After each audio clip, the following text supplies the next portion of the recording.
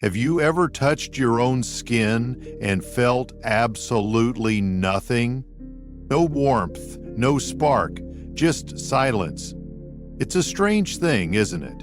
You live inside this body for over 60 years, and yet one day it stops feeling like home. That's exactly how George felt. 72 years old, widowed for 6. He hadn't been intimate with anyone, not even himself, for so long that the idea felt foreign, shameful even. But one restless night, after yet another battle with insomnia, he did something he hadn't done in decades. He closed his eyes, breathed deeply, and gently touched himself. Not with lust, not with urgency, but with curiosity, with presence. And what followed wasn't embarrassment. It was peace.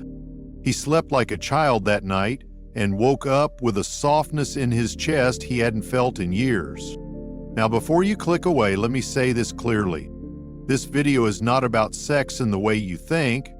It's about rediscovering the quiet, healing power of your own touch after 60, because science is catching up with something our bodies have always known. Gentle self-touch, what the world calls masturbation, isn't shameful, it's medicinal. It helps clear your blood vessels, calm your nerves, sharpen your memory, balance your hormones, and even lower your risk of cancer. But the best part? It might just be the missing key to feeling alive again. So if you're still watching, you're not here by accident. Something inside you remembers. Stay with me, because what you're about to hear might change the way you see your own hands and your own worth forever. George was never taught how to touch himself with kindness. Like many men his age, he grew up in a time when self-pleasure wasn't just frowned upon, it was condemned. It was painted as selfish, sinful, dirty, something to be hidden, denied, or at best, rushed through in silence and guilt. So it's no surprise that for decades he avoided it altogether, especially after his wife passed. "I'm too old for that now," he'd mutter. "That part of my life is over." But here's the question we rarely ask. Who told us that our sexuality has an expiration date? And more importantly, what did that belief cost us? Because here's what we now know. The act of self-tick, when done with care and awareness, is not just sexual, it's physiological, it's neurological, it's emotional. It's one of the few natural tools we have that directly connects the body and the brain. Let me explain. When you touch your own body, especially in areas rich with nerve endings, your brain responds. It releases a cascade of healing chemicals. Dopamine for motivation, oxytocin for bonding, endorphins for relaxation. It's like pushing a reset button on your nervous system. This isn't New Age theory, it's neuroscience. And yet, millions of older adults still carry deep-rooted shame around this act. Not because it's harmful, but because for decades they were told to feel guilty for being human. Many religious and cultural traditions taught that pleasure was dangerous, that the only acceptable form of touch was between husband and wife, and even then, only for procreation, not connection. But here's the truth most never hear. Pleasure is not a sin. Pleasure is a signal from your body to your brain that says, "I'm alive." You see, when we age, we don't just lose collagen or flexibility. We lose contact with others, with ourselves, with sensation. And without contact, the body begins to shut down, not because it's old, but because it no longer receives messages that it matters. When George stopped touching himself, it wasn't just about desire, it was about disconnect. a gradual fading from the experience of being in his own skin. And that's the quiet tragedy. We become ghosts in our own bodies, not because of age, but because of shame. But here's the paradox. While society tells older people to let that part go, science is saying the exact opposite. Multiple studies from Harvard, Mayo Clinic, and the North American Menopause Society have shown that regular, gentle self-tics improves everything from blood flow and sleep to hormone balance and immune response. It's not about chasing orgasm. It's not about fantasy or stimulation or indulgence. It's about staying connected, staying present, saying, so why do so many still feel awkward, embarrassed, or even disgusted by the idea? Because no one ever told them the truth. No one ever said, your body is still yours. No one gave them permission to explore, not with urgency, but with reverence. Not with shame, but with tenderness. And the result? A generation of men and women who silently suffer from insomnia, stress, hormonal decline, and loneliness, when in fact the answer might be right in the palm of their hand. So let's pause here and ask again. Where did your discomfort with self-titch really come from? Was it your own voice or someone else's planted long ago? And if it was someone else's belief, why are you still carrying it? You see, George didn't suddenly regain his health after that one night, but something shifted. A door opened. He realized that pleasure didn't have to mean lust. That touch didn't have to mean shame. That his body, though older, was not finished. It was simply waiting for him to come home. George isn't the only one. If you've ever avoided looking in the mirror, if you've ever felt strange about touching your own body, if you've ever whispered to yourself, I guess that part of me is over, then you're not broken. You are not abnormal. You're just human. And more importantly, you're not alone. Let me show you how common this quiet struggle really is. There's Sarah. She's 67. Postmenopausal. Once a vibrant, sensual woman, now hesitant to even get undressed in front of herself. She tells her doctor her skin feels thinner, drier. Her nights are restless. Her heart feels distant, and her reflection feels like someone else. There's no point anymore, she says quietly. Who would want this body? Not even me. Then there's Mark, retired. Once full of pride and presence, now he finds excuses not to visit his old golf buddies. His energy is low, his thoughts are scattered. He used to sleep deeply. Now he wakes up 3 times a night and can't fall back asleep. He hasn't touched himself in years. Not because he doesn't want to, but because somewhere along the line he convinced himself it was shameful, that pleasure after 60 is indulgent, or worse, pathetic. And then there's you. Maybe your story's different. Maybe you've never been someone who thought about these things much. But lately, your body feels distant. But not sick, just not alive. You do all the things you're supposed to do. Eat, move, stay positive. But something's missing. A kind of spark.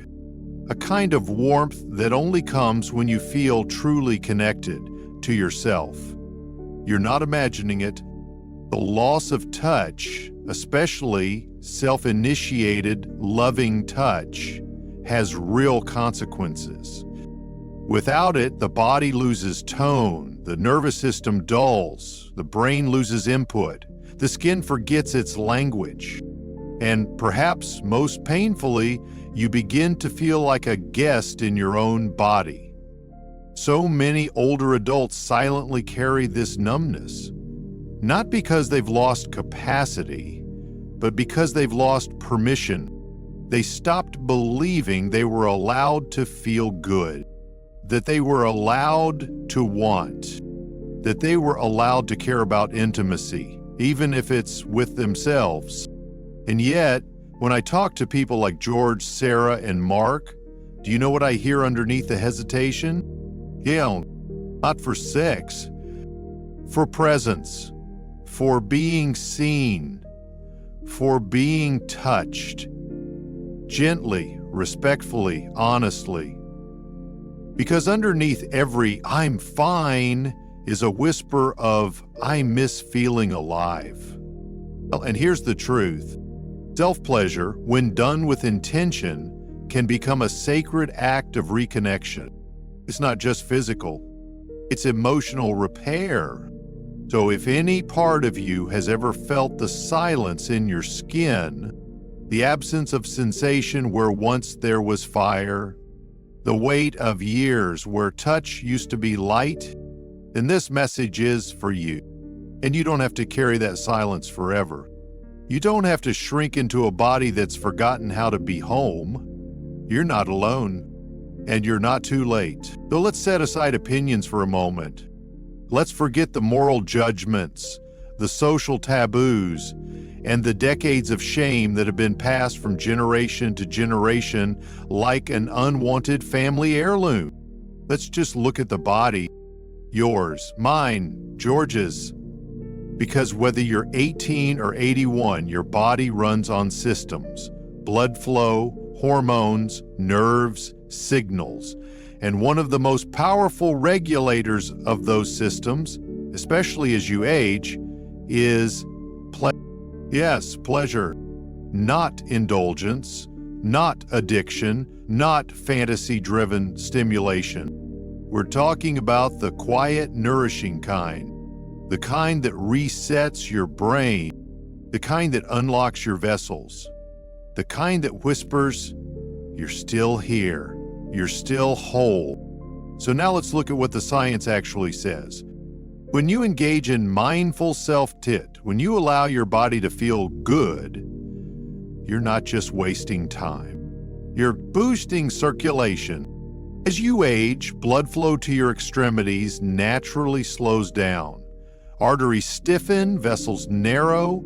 In the pelvic region, this often leads to erectile dysfunction in men or vaginal dryness and tissue atrophy in women. But when you stimulate those areas, even gently, blood begins to flow again. The tissue reawakens, nutrients are delivered, sensitivity is maintained. It's like turning the faucet back on after a long winter. A study published in the American Journal of Medicine found that older men who engage in regular sexual activity, including self-pleasure, have significantly lower rates of erectile dysfunction than those who don't. In women, the North American Menopause Society reports that self-stimulation increases lubrication, elasticity, and even immune defense in the vaginal canal. It's not magic, it's circulation. Now let's talk hormone. When you reach orgasm, or even close to it, your body releases a cascade of powerful neurochemicals. Dopamine, oxytocin, prolactin, endorphins. Dopamine boosts your mood and motivation. Oxytocin fosters a sense of connection, even with yourself. Prolactin helps induce restful sleep. And endorphins? They ease physical pain, calm anxiety, make you feel safe. That's not wishful thinking, that's biological psychology. In fact, one study found that individuals who experience orgasm regularly have higher baseline dopamine levels, meaning they're more resilient to depression and cognitive decline. So when people ask, why bother with this after 60? Here's your answer. Because it helps your brain stay young. Because it protects your heart, your memory, your spirit. Because it heals things you didn't know were wounded. But it doesn't stop there. One of the most quietly powerful discoveries in recent years comes from Harvard Medical School, where researchers tracked over 30,000 men over several decades. The result? Those who ejaculated more frequently had a significantly reduced risk of prostate cancer.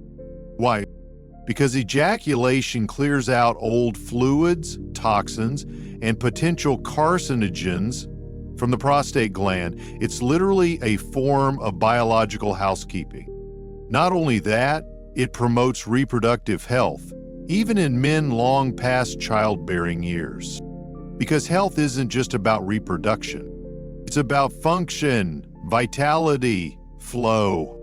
And for women, the benefits are just as essential. Regular stimulation, especially after menopause, helps prevent vaginal atrophy, it reduces the risk of urinary tract infections, it maintains sensitivity, it keeps the walls of the vagina strong and responsive. But perhaps most profoundly, it reminds women that they are still sensual, still touchable, still real, not just caregivers, not just mothers or grandmothers, but human beings with nerve endings that still matter. Now let's talk about immunity. You might not expect this one, but yes, studies have found that sexual arousal and orgasm can directly boost your immune system. By lowering cortisol, the stress hormone, and increasing production of white blood cells, the body becomes better equipped to fight off infection, manage inflammation, and maintain cellular health. This was documented in a study published in Neuroimmunomodulation, which showed that individuals who engaged in regular sexual activity had stronger immune responses and better overall resilience to illness. It's not superstition.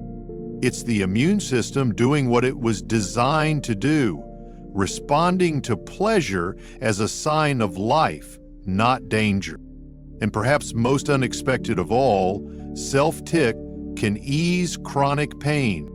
Whether it's joint aches, muscle stiffness, or lingering lower back tension, the body often holds pain in areas where tension accumulates. Endorphins, released during pleasure, help break that cycle. They don't just mask the pain, they soothe the nervous system from the inside out.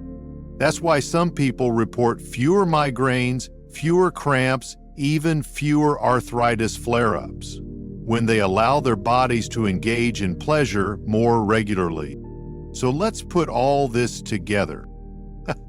You're not just being naughty when you touch yourself at 65 or 75 or even 85.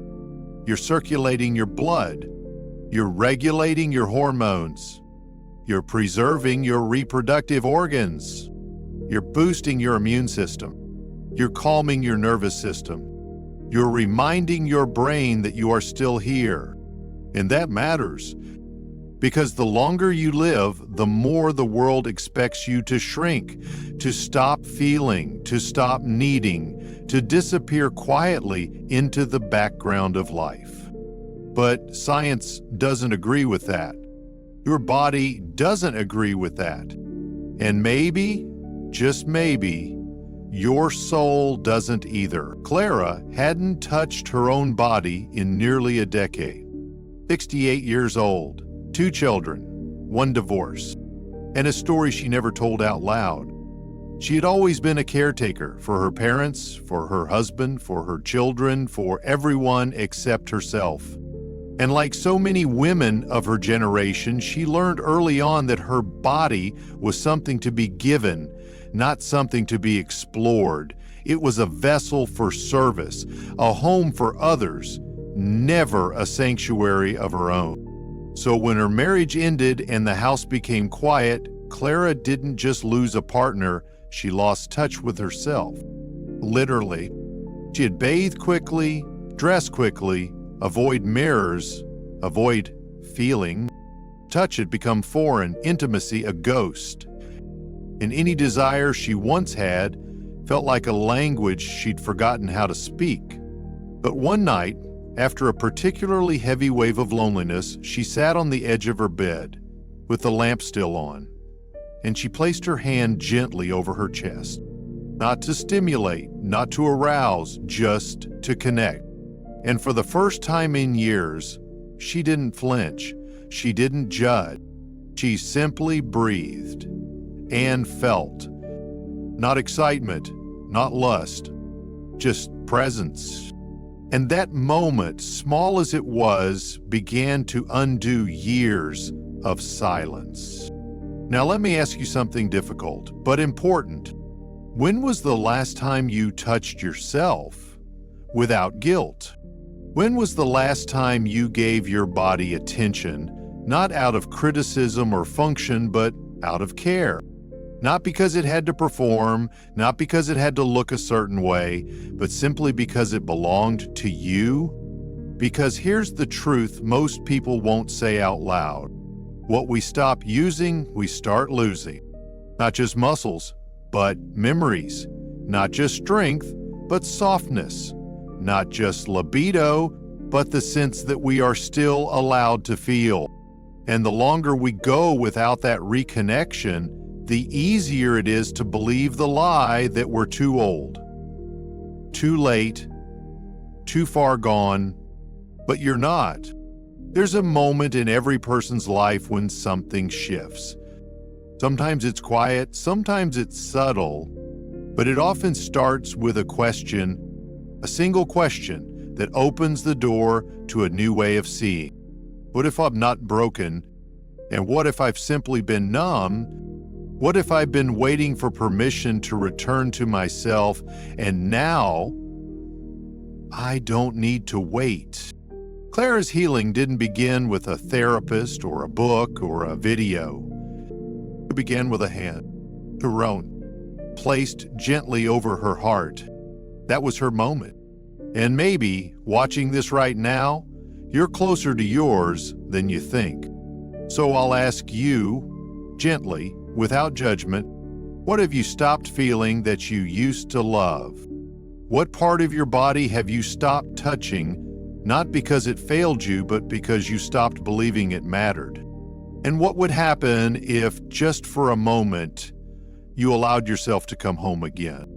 Not all at once, not with pressure, but with kindness, with breath, with presence.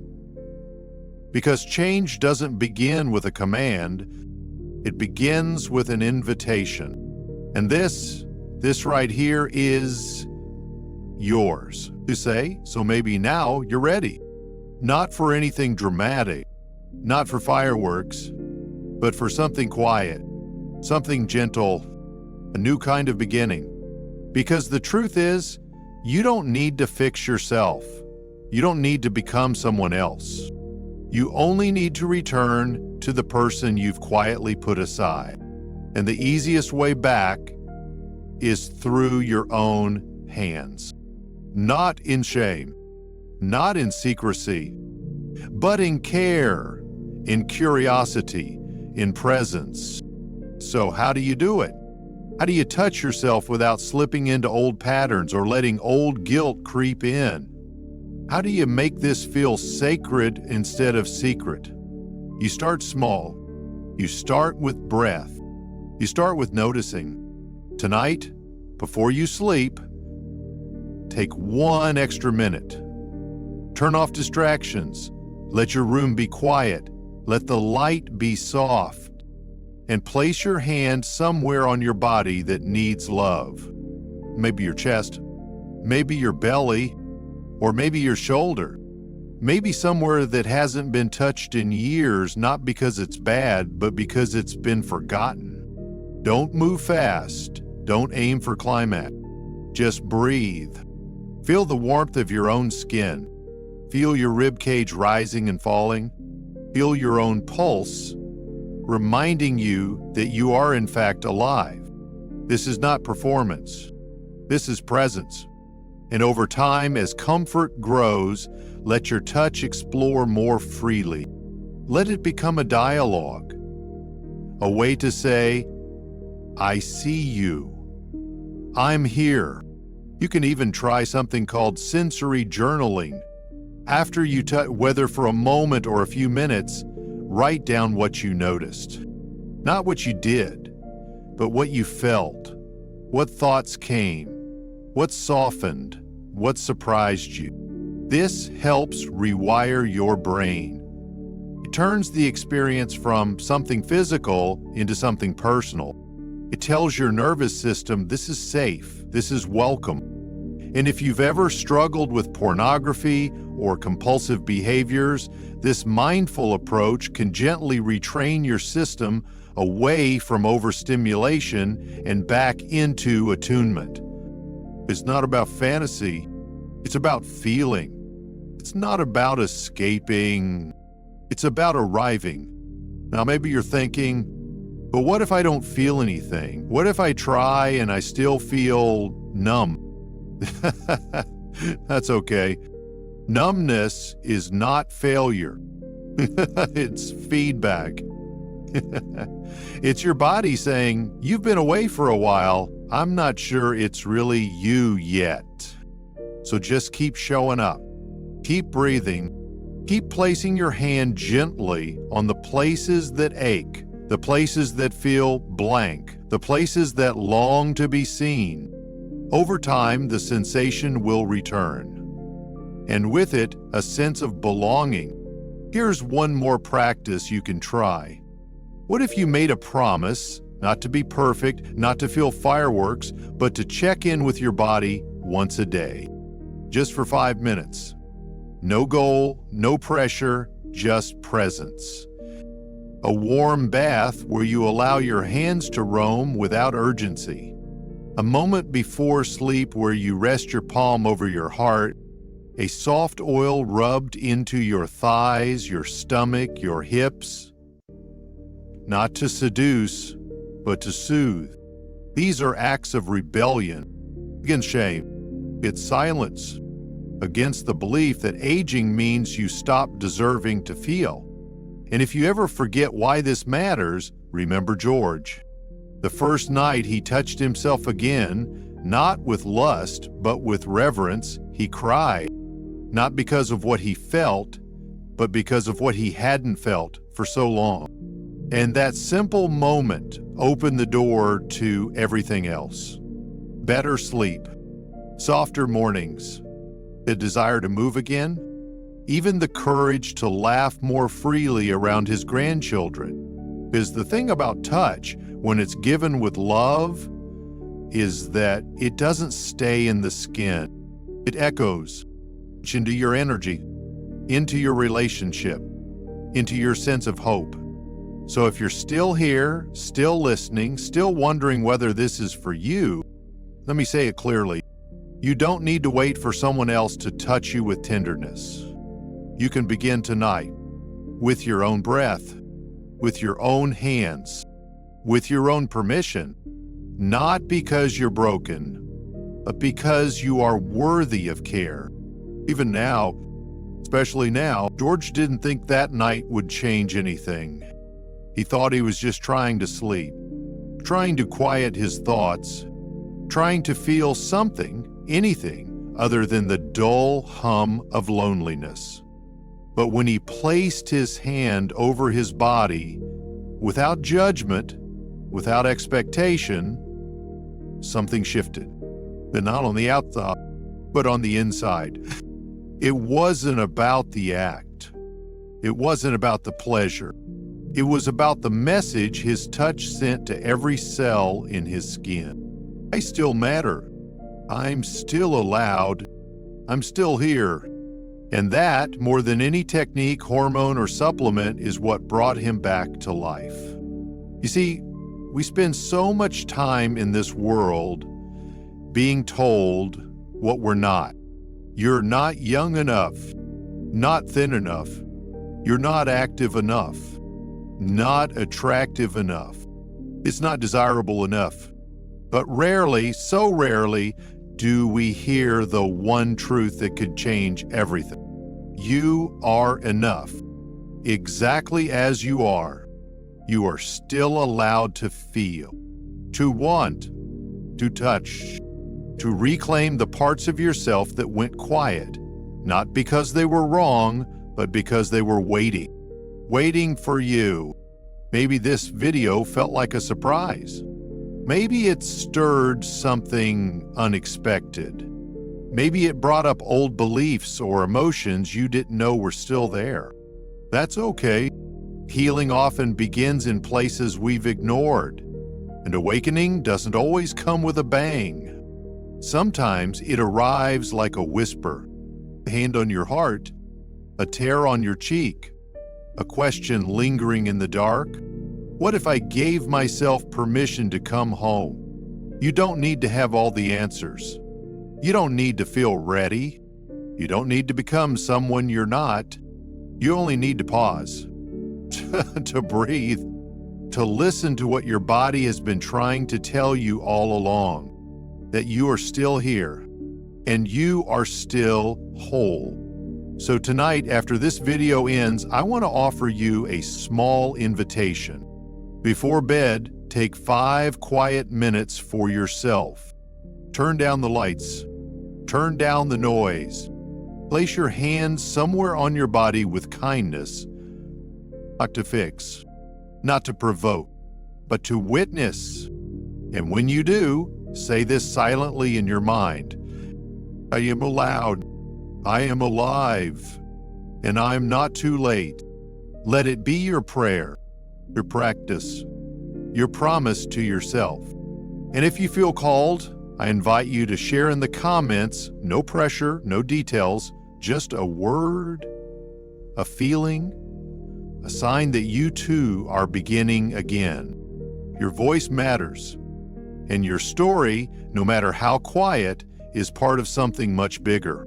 Together, we are building a world where aging does not mean fading, where intimacy does not mean shame, and where touch, even when it comes from your own 2 hands, can be an act of love. Thank you for being here. Thank you for staying with yourself. And thank you for remembering that healing isn't behind you, but right here, waiting